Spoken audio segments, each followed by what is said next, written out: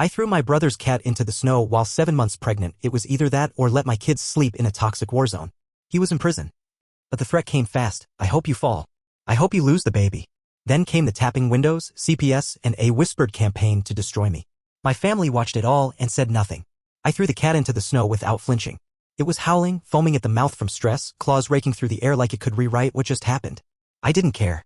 I shut the door, slid the bolt, and breathed for the first time in a week. That thing had soaked every corner of the apartment in its spray, turned the whole place into a sour, ammonia-scented nightmare. I was 7 months pregnant, 4 kids asleep in the other room, and my brother's apartment reeked like a feral shelter. I couldn't take one more second of it. I texted him after I took care of the cat situation. Don't worry, I didn't harm it. But it can't be in here.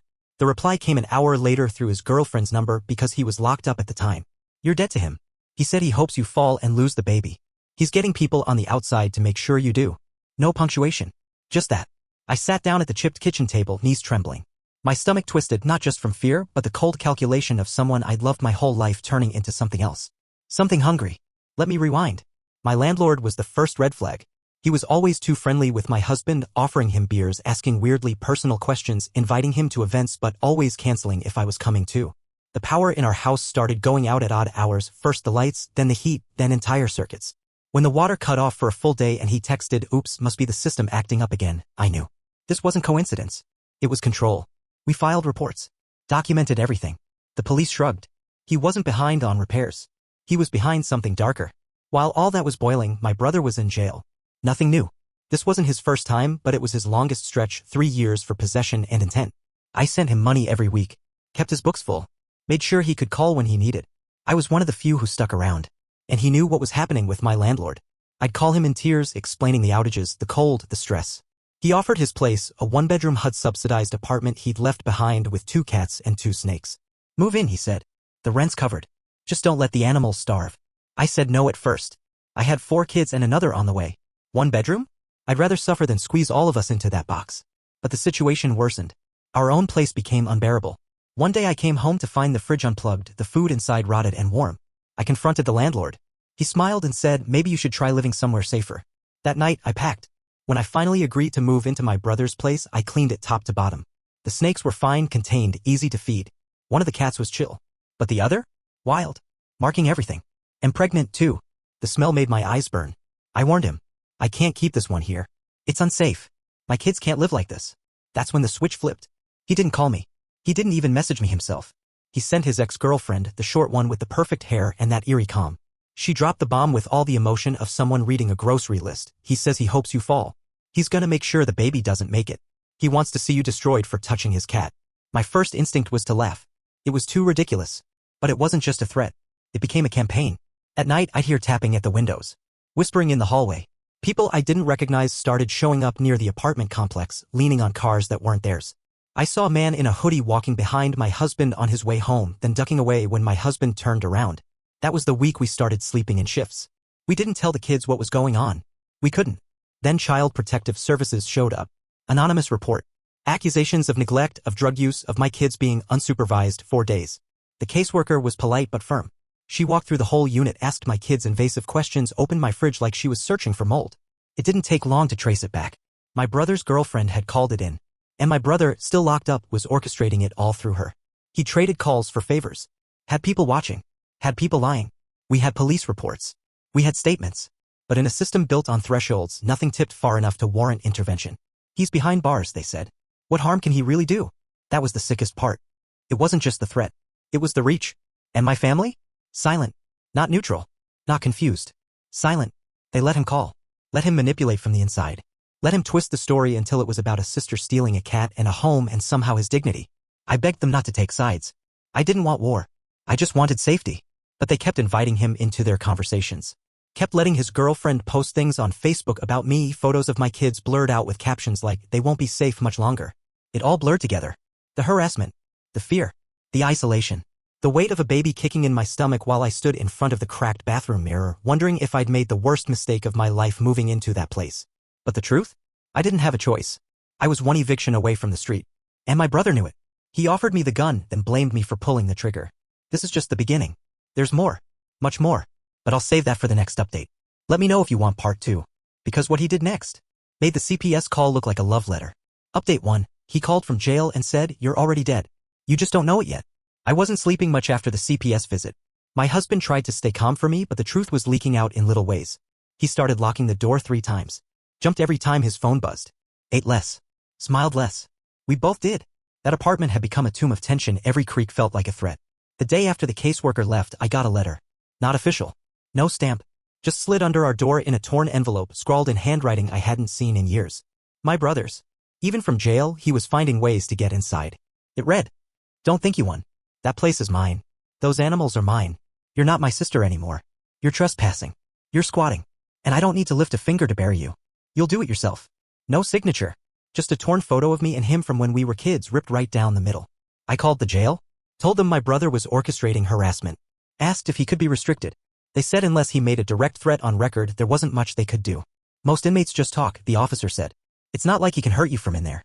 I didn't tell him that my brother's talk had already sent strangers to my doorstep, triggered investigations, and nearly got my children taken. We kept looking for a way out. Every morning, my husband and I applied for apartments, called programs, begged caseworkers for leads. But my credit was garbage from years of scraping by, and most places didn't want 5 kids in a 1-bedroom. Even if we had the money, the second they saw our family size, it was a polite no with a smile that didn't reach their eyes. Meanwhile, the cat came back. I don't know how. I still don't. One morning I opened the door and it was just there, curled up on the doormat like it had never left. It looked thinner, meaner. Sprayed the doorway the second I stepped outside with a bag of trash. The smell hit me like an old trauma. Later that day, my youngest said she saw someone in the hallway talking to it. A man with glasses, she said. He was feeding a chicken and whispering. No one else saw him. But my neighbor across the hall texted me a picture of her door cam footage. It was my brother's other ex, the tall one. The quiet one who used to call me sis and braid my hair. She was standing just outside our door at 3 a.m. tapping on the glass with one finger. Not knocking. Tapping. We filed another report. The officer took it seriously this time. Promised to follow up. That same week, the power went out again. Not a building-wide outage. Just our unit. Again. I opened the panel and saw the switch had been flipped manually. I flipped it back. It stayed on for an hour. Then off again. My husband installed a camera inside the fuse box closet. Next night, we caught it. Someone had gotten a key. Opened the panel. Flipped the switch. Walked off. We took the footage to the police. They said the person was unidentifiable in the video, hood up, face turned. But we knew who it was. We started sleeping with a defense tool by the bed. Not because we wanted to. Because we had to. I was 5 weeks from my due date when the second CPS visit happened. Another anonymous call. Same accusations. This time they brought backup. 2 workers. 1 officer. They asked to see the bedrooms. The fridge. My kids' arms. I didn't cry. Not this time. I handed them every document we had.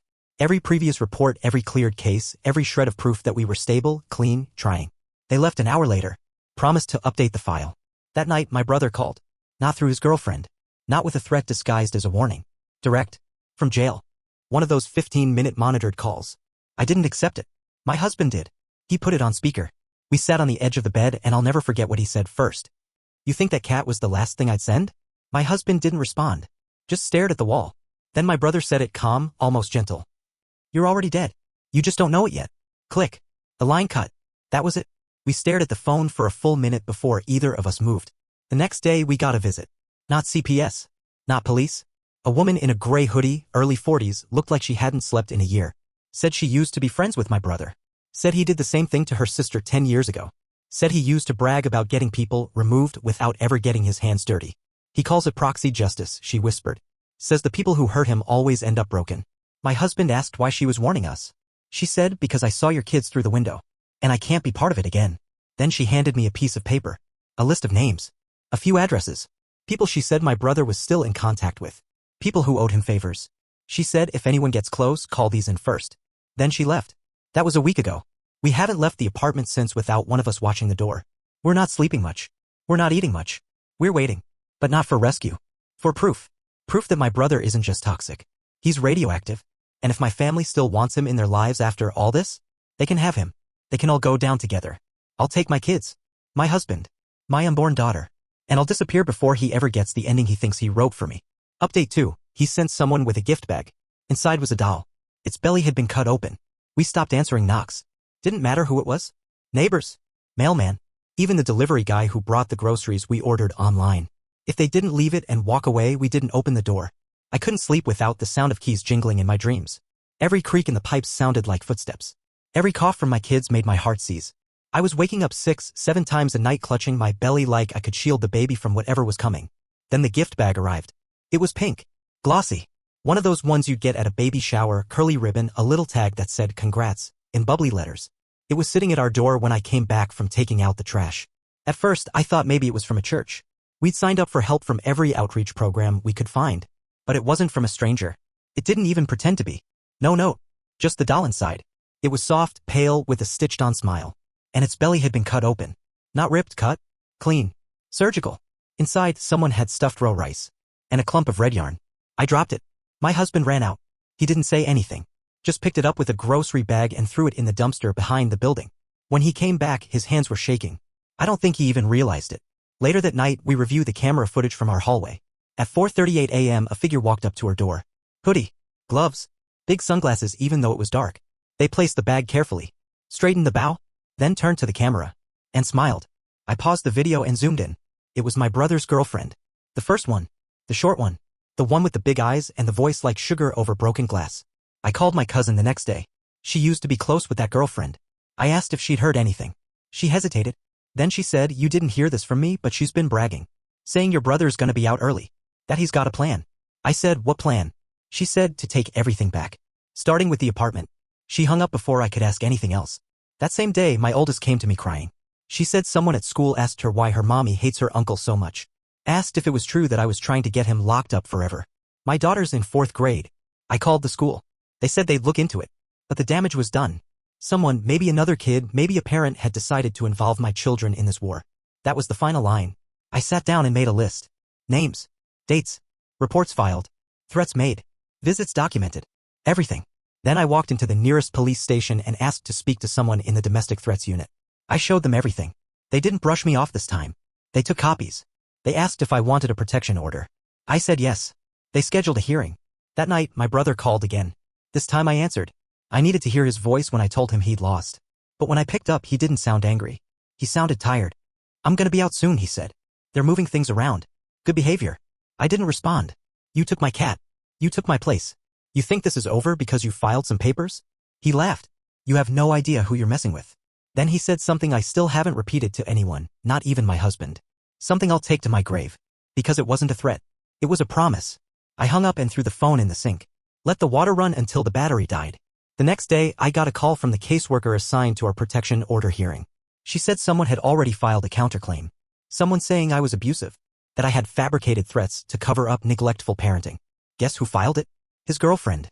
The one in the hallway. The one with the doll. We went to court anyway. I brought the video. The photos. The letter. The CPS reports. The judge looked at it all and said the words I'd been waiting to hear for months. "You're in danger. And I'm granting the order."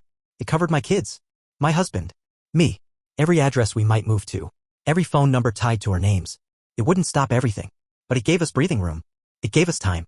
The landlord finally came by a few days later and asked if we planned to stay long-term. I told him no. I didn't explain why. Didn't tell him I was 5 weeks away from giving birth in an apartment that still smelled like cat urine and threats.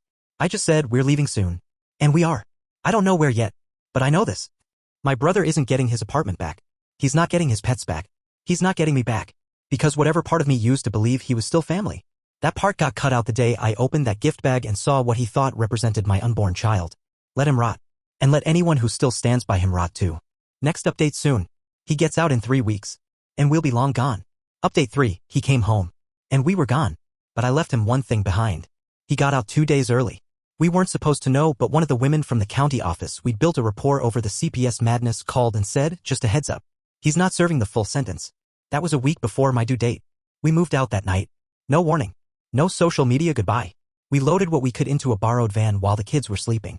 We didn't even take the mattress. Just our documents, our clothes, and the baby things we'd been hoarding in the closet, tiny socks, a hand-knit blanket from a friend, unopened bottles with the tags still on them. My husband drove. I sat in the back, holding our youngest and counting the kicks of the one still inside me like a clock. Every pulse was proof we were making it out. We moved 5 counties away. Got approved for emergency housing through a domestic relocation program. They covered the deposit, utilities, everything for the first 3 months. It was small. The windows stuck. The kitchen was barely big enough for 2 people to stand in. But it was ours. And it was quiet. The first night, my kids slept like they hadn't in months. No midnight knocks. No whispered threats. No animal smells or letters under the door. Just peace. That was the real gift. That and what I left behind. See, I didn't tell you everything about the day we left. Before we locked the apartment one final time, I left a box in the living room. Centered. Unmissable. Inside it was the doll. Not the same one, obviously. That one got burned. I bought a new one, same type, same stitch smile. But this one? This one wasn't cut open. It was wrapped in a pink onesie. Tucked in a shoebox like a cradle. Next to it was a note. She made it. You didn't. I didn't sign it. Didn't need to. He would know. I don't know what happened when he walked in. I don't care. I heard from a neighbor a week later, one of the few who was always kind, always offered to help when the drama started. She called from a blocked number and whispered he showed up screaming. Tore the place apart. Said your name like it was a curse. The landlord called the cops. Good. Let him rage. Let him scream into walls that no longer echo my name. Because we're gone. The baby was born 5 days after we moved. A girl. Healthy. Loud. She came out crying like she already knew she had something to say. We named her after my grandmother. The one who taught me how to sew, how to be stubborn, how to survive. My family? I haven't spoken to any of them. Not the ones who said just forgive him. Not the ones who kept inviting him to birthdays. Not the ones who looked at all the police reports and court orders and still said, but he's your brother. Let me make this clear. Family doesn't plan your downfall. Family doesn't weaponize the system against you. Family doesn't hope your baby never makes it. Blood is nothing. History is nothing. Only actions count. I keep a copy of the protection order in my purse folded tight next to my ID. My husband keeps his defense tool close. Not because we're scared anymore, but because we know what he's capable of. What people like him are capable of. I think sometimes about that apartment. That empty one-bedroom soaked in cat piss and regret. I wonder if he still thinks it was worth it. The campaign. The games. The obsession. All he wanted was control. And what he got instead was nothing. No sister. No niece. No allies. No silence. I don't hate him. That would take too much energy. What I feel is colder. Cleaner. Like snow falling on burned out ground. The kind of stillness that says, you don't get to come back from this. Not ever. I still have nightmares sometimes, him at the window, the doll on the doorstep, the voice through the phone promising I'd never hold my child. But when I wake up, she's there. She's real. She's warm. And he's not. He's just a name we don't say out loud anymore. Just a lesson I'll teach all 5 of my children. That walking away from family isn't betrayal. Sometimes it's the bravest thing you can do. Final edit. For anyone asking if I regret going no contact with everyone who still chooses him. Not for a second. If they can sit next to someone who tried to dismantle my life, they were never in it to begin with. Sometimes peace isn't found. It's built. Brick by brick. Boundary by boundary. And sometimes, it's earned in blood. Let them miss me. Let them wonder. But they'll never find me. Because I'm finally free.